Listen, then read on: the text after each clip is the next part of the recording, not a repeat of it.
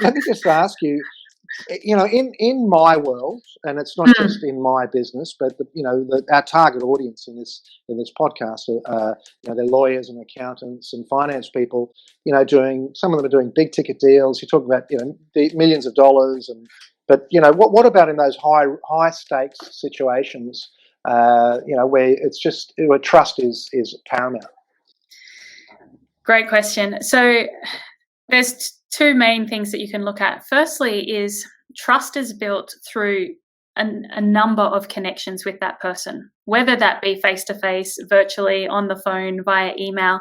And they are looking at the culmination of those interactions and saying, do I feel heard? Do I feel understood? Do I feel respected and accepted for who I am? And do you understand what we're doing here? So they're constantly gleaning that information from every single interaction that you have with them. What you can do that we didn't really do before because we were face-to-face is all sorts of things such as lumpy mail, send things to people. For example, I had a client who just came back from the UK, who was over there visiting family, who's now in quarantine. So we sent this person a hamper.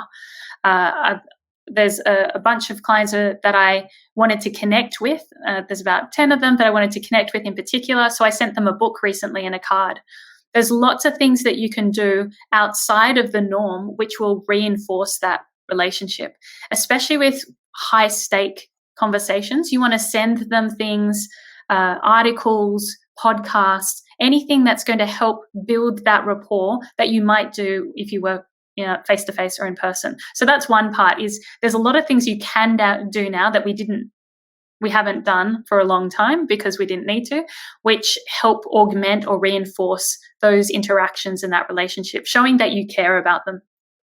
The second part is having expert influencing skills, understanding how the brain works and how to influence the brain. We've talked about matching, so matching people physically, vocally, 60%, repeating their exact words and phrases back to them.